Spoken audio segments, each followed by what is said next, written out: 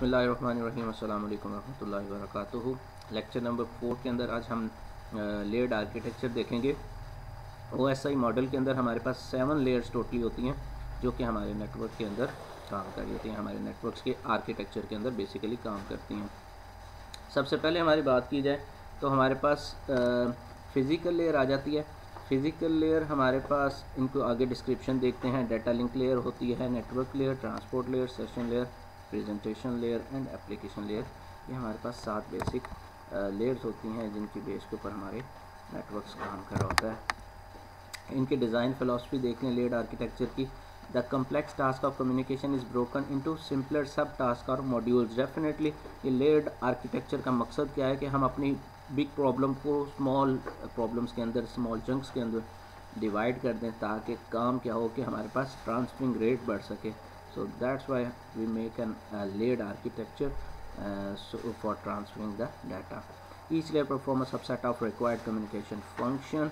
हमारे पास हर लेयर अपना इंडिपेंडेंटली काम कर रही होती है and each layer relies on next lower layer to perform more primitive function. हमारे पास हर लेयर निचली लोअर लेयर्स के ऊपर डिपेंडेंट होती है ताकि वो जैसे ही डाटा ट्रांसफ़र करती है तो नेक्स्ट आपके पास ट्रांसफरिंग हो रही होती है। Each layer provide services to next higher layer. Means यहाँ बॉटम टू टॉप काम हो रहा होता है, बॉटम टू टॉप काम हो रहा होता है। लोअर लेयर के ऊपर हर एक डिपेंडेंट होता है, अपर लेयर लोअर के ऊपर डिपेंडेंट होती है और जैसे ही लोअर लेयर से सर्विसेज प्रोवाइड की जाती है नेक्स्ट हायर लेयर जो है वो अपनी वर्किंग जो है स्टार्ट कर देती है।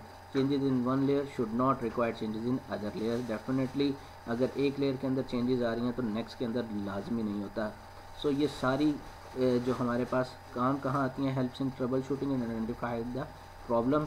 इन स्मॉल लेयर्स का बनाने का मकसद क्या होता है कि हमारे पास ट्रबल शूटिंग में मदद मिलती है और प्रॉब्लम को आइडेंटिफाई करने में पता चल जाता है कि एग्जैक्टली प्रॉब्लम आ किस जगह रहा है।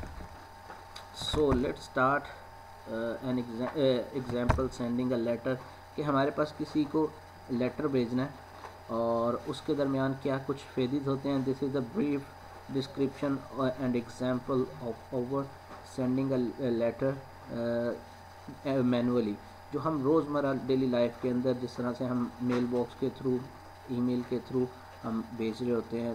सो उसको हम एक ओवरव्यू देख लेते हैं कि किस तरह से हम जो है लेटर को सेंड कर रहे होते हैं, ईमेल के थ्रू या पोस्ट ऑफिस के थ्रू। सो ये प्रोसीजर्स हमारे पास उसके अंदर अडॉप्ट किए जा रहे हैं सेंडर से रिसीवर के दरमियान। So you can go through it. So next we see OSI model to standardize the design of communication system. The ISO created the OSI model. अभी हमने लास्ट लेक्चर के अंदर ऑर्गेनाइजेशंस का देखा था कि कौन सी ऑर्गेनाइजेशन है जो रूल्स को डिफ़ाइन करती हैं या मॉडल या प्रोटोकॉल बनाती हैं। सो ISO ने ये OSI मॉडल बनाया है। ओपन सिस्टम इंटरकनेक्शन है इसके अंदर, develop by international organization for standardization, contain 7 layers. It describe the function to be perform at each layer. ISO ने ये 7 लेयर डिफ़ाइन की ताकि हमारी कम्युनिकेशन इफेक्टिवली हो सके और हमारे कम्युनिकेशन के अंदर जो डिले है वो कम से कम किया जाए। सो अ लेयर मॉडल है ये। Each layer perform subset of required communication function. Each layer exactly ये दोबारा से रिपीट हुई है, पहली स्लाइड के अंदर हम इसको कवर कर चुके हैं। एंड OSI मॉडल को देखा जाए तो हमारे पास इस तरह से बॉटम टू टॉप काम होता है। फिजिकल लेयर से काम स्टार्ट होता है, डाटा लिंक लेयर पे जाता है, network, then transport, session and application तक, एप्लीकेशन लेयर तक ये मूव हो रहा होता है। सो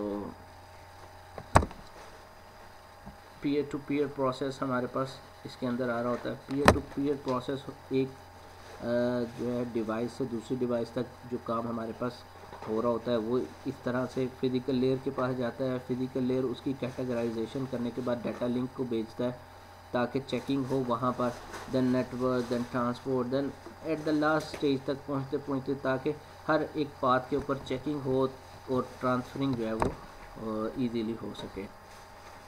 देन हमारे पास इसके अंदर हमारे पास exchange using the internet model आ जाता है कि हम इंटरनेट को यूज़ करते हुए, ये तो डायरेक्ट पीयर टू पीयर के अंदर डायरेक्ट वायर के थ्रू कनेक्शन था, यहाँ पर हम इंटरनेट के थ्रू कनेक्शन बनाया हुआ है कि इंटरनेट के थ्रू हमारे पास किस तरह से काम हो रहा होता है।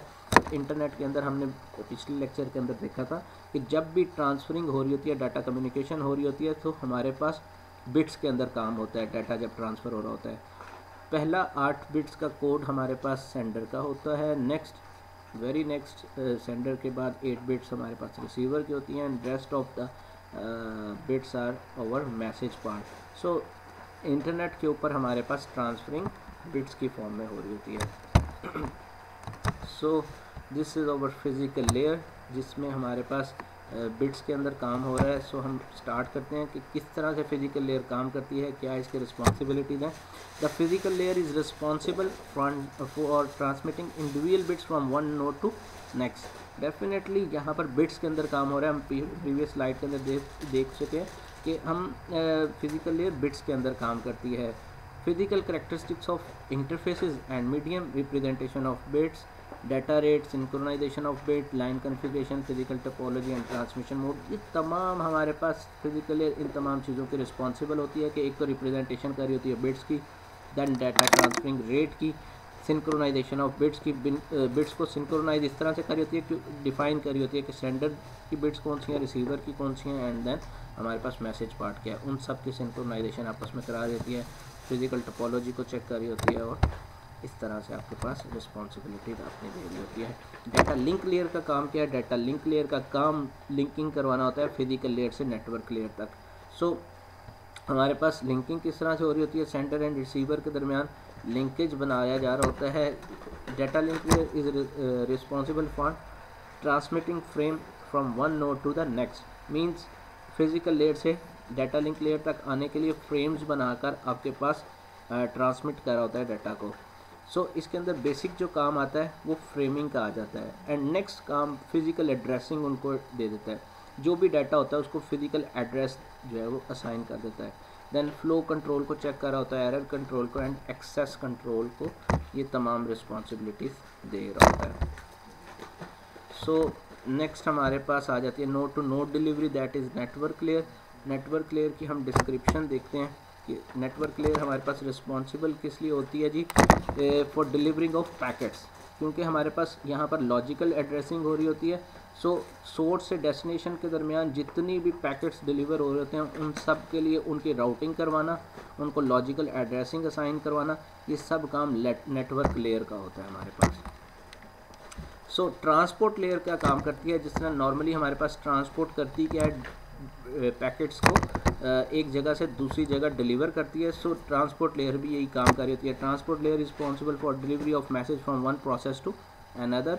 इसके अंदर हमारे पास सर्विस पॉइंट एड्रेसिंग हो रही होती है, मींस सोर्स से डेस्टिनेशन तक पूरे का पूरा मैसेज उठाकर डिलीवर करना, ये हमारा काम होता है। सेगमेंटेशन एंड रीअसेंबली, सेगमेंटेशन क्या होता है कि मैसेज जो जा रहा होता है वो पैकेट्स की फॉर्म में जा रहा होता है, मींस उसके सेगमेंट्स बनाना, पार्ट्स के अंदर उसको डिवाइड होते हैं और जाकर वापस रिसीवर साइड पर उसको रीअसेंबल करना, देन कनेक्शन को कंट्रोल करना, फ्लो कंट्रोल करना, एंड एरर कंट्रोल करना, ये तमाम काम भी इसी के होते हैं। देन सेशन लेयर आ जाता है, control of dialogues between applications.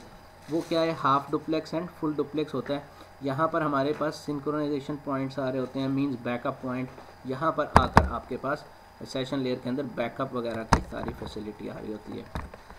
And then हमारे पास आ जाती है जी प्रेजेंटेशन लेयर। प्रेजेंटेशन लेयर का काम क्या होता है कि डाटा के फॉर्मेट को चेक करना, कोडिंग को चेक करना, डाटा को कंप्रेस करना, एनक्रिप्शन करना, एनक्रिप्ट कर लेना। सो ये सारे काम आपके पास प्रेजेंटेशन लेयर कर रही होती है।